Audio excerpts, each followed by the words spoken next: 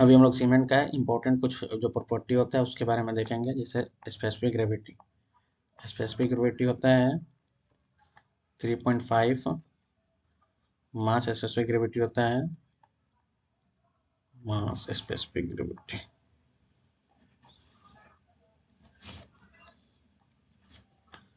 मास specific gravity ये होता है 3.15 होता है, ये होता है 1.5। उसके बाद जो वेट होता है, वेट ऑफ वन बैग, ये होता है 50 kg। ये वॉल्यूम जो होता है वो होता है वन बैग होता है 34.7 लीटर। उसका जो साइज होता है 0.3 मीटर स्क्वायर इंटू 0.18 होता है।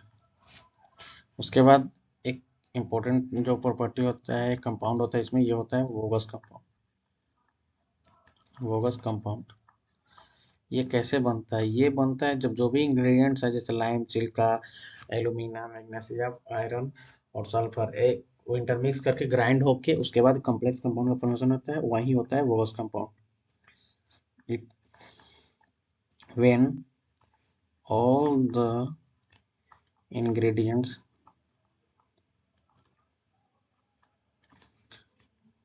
like intermixed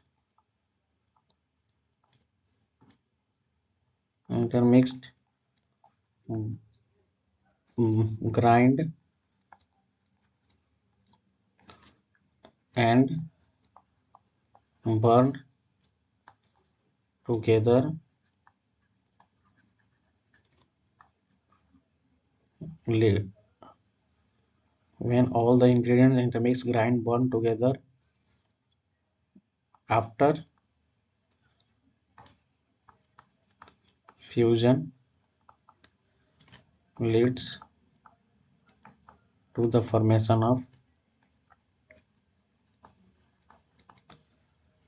of complex compound। उसको क्या बोलते हैं? उसी को बोलते हैं वोगस कंपाउंड। वोगस कंपाउंड चार तरह का होता है। पहला C3A, दूसरा C4AF, तीसरा C3S और चौथा जो होता है C2S। तो सबसे पहले पहला के बारे में बात करेंगे, C3A। C3A क्या होता है ना कि इसका जो नाम होता है वो होता है सेलाइट। 4 से 14% चाहिए। ट्राई कैल्शियम एल्यूमिनेट इसका नाम होता है। ये 24 घंटा के अंदर हाइड्रेशन में जाता है, मतलब 24 घंटा के अंदर ही हाइड्रेट हो जाता है। तो ये हार्मफुल सब्सटेंस है, वो मतलब कि इतना भी बेनिफिशियल नहीं है सीमेंट के लिए। ये जो है उसके बाद ये क्रैक डेवलप होता है इसके वजह से क्रैक डेवलप होता है और ये स्ट्रेंथ भी रिड्यूस करता है। तो इसके बारे में बस इतना ही लिख देते हैं कि ये इसको क्या बोलते हैं? इसको बोलते हैं सेलाइट। पहला तो ये बात हो गया। दूसरा ये 4 से 14% यूज होता है। तीसरा ये क्या नाम होता है?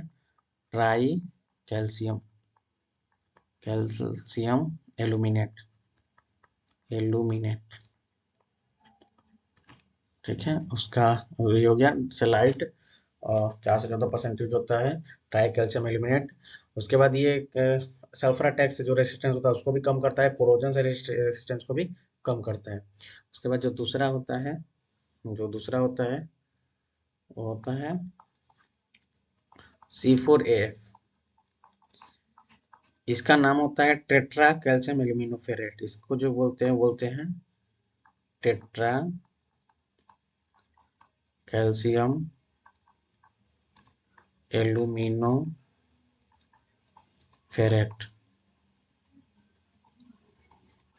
इसको फेलाइट फेलाइट बोलते हैं। ये होता है 10 से 18% यूज होता है। 10 से कितना होता है? 18% यूज होता है। उसके बाद एक मिनट।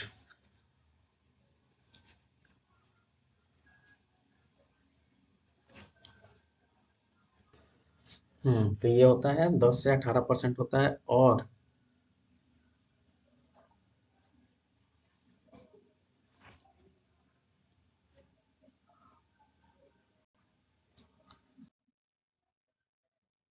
तो जो फेरलाइट होता है वो 10 से 18% होता है, और वर्ड्स कंपाउंड होता है। इसका कोई भी इंजीनियरिंग नो इंजीनियरिंग यूज होता है। साथ ही साथ इसमें यह है कि क्योंकि इसमें आयरन होता है, तो जो जैसे इस पे सल्फर अटैक होने का चांसेस बहुत कम होता है। ये भी 24 घंटे के अंदर में हाइड्रेशन हो जाता है, लेकिन इस पे सल्फर अटैक का चांसेस बहुत ही कम होता है। दूसरा बात क्या है कि अ, ये भी रेजिस्टेंस को तो कम करता है, लेकिन C3A की तुलना में इस पे सल्फर अटैक का चांसेस कम होता है। उसके बाद जो तीसरा मेरे पास कंपाउंड आता है वो होता है, तीसरा कंपाउंड जो होता है वो होता है C3S। तो ये जो C3S है, ये 1 से 2 सप्ताह के अंदर ये 1 वीक, और मतलब 1 सप्ताह से 2 सप्ताह के अंदर ही हाइड्रेशन हो जाता है। उसके बाद ये जो है ये अर्ली स्ट्रेंथ के लिए रिस्पॉन्सिबल होता है। ये बेस्ट, ये हमारे लिए क्या है, बेस्ट है। और इसका जो परसेंटेज होता है ये होता है 45 से 65%। और इसको हम लोग क्या बोलते हैं, इसको बोलते हैं alite, tri calcium, calcium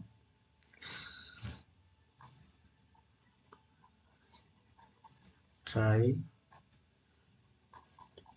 calcium silicate.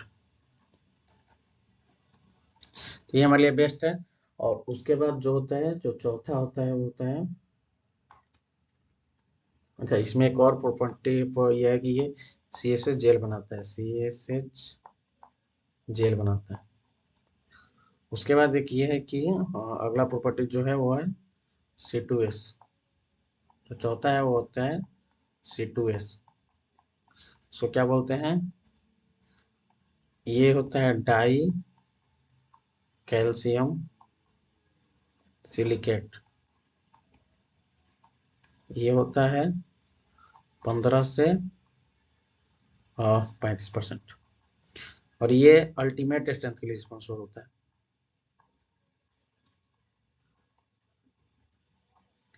ये हाइड्रेशन 1 से 2 सप्ताह, 1 से 1 टू मतलब 1 से 2 साल तक इसका हाइड्रेशन होते रहता है। तो ये अल्टीमेट स्ट्रेंथ के लिए क्या है, रिस्पॉन्सिबल है।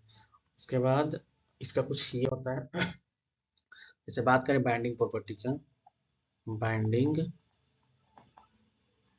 प्रॉपर्टी, तो बाइंडिंग प्रॉपर्टी की बात करेंगे तो इसका जो ऑर्डर होता है ये होता है C3S का सबसे ज़्यादा, फिर C2S, फिर C3A, और सबसे कम होता है C4A। उसके बाद अगर इसका बात करें तो बाइंडिंग प्रॉपर्टी हो गया। उसके बाद rate of hydration, rate of hydration, rate of hydration जो होता है वो होता है C4AF का सबसे ज़्यादा। उसके बाद होता है C3A, C3S, और उसके बाद होता है C3S, C2S, C2S का होता है। और जो C3S बाइंडिंग प्रॉपर्टी में C3S, C3S, C2S, C3S, C4F rate of hydration में ये दोनों होता है। उसके बाद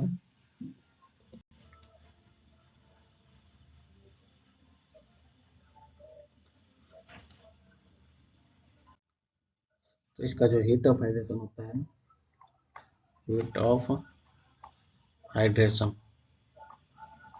हीट ऑफ हाइड्रेशन, और सबसे ज़्यादा होता है, हीट ऑफ हाइड्रेशन होता है सबसे ज़्यादा C3A, C3S, उसके बाद सी हीट ऑफ हाइड्रेशन C4F, और सबसे कम होता है C2S का। और उसके बाद वाटर रिक्वायर्ड,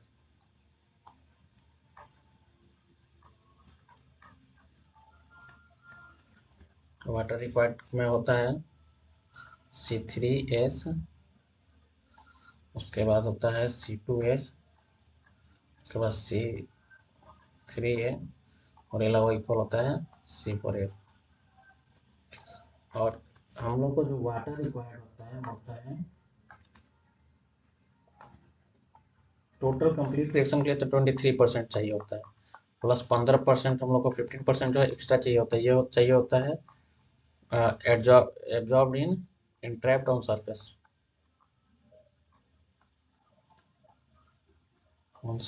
इस सरफेस पे इंट्रैप्ट हो जाता है।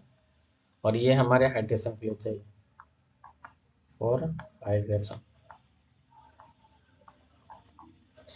इसलिए टोटल कितना हो जाता है 38% हम लोग को चाहिए होता है। मतलब ये जो है ये हमारे हाइड्रेशन के लिए काम की चीज़ है, और ये जो है 15% ये सरफेस पे इंट्रैप्ट हो जाता है। टोटल में कितना चाहिए 38%।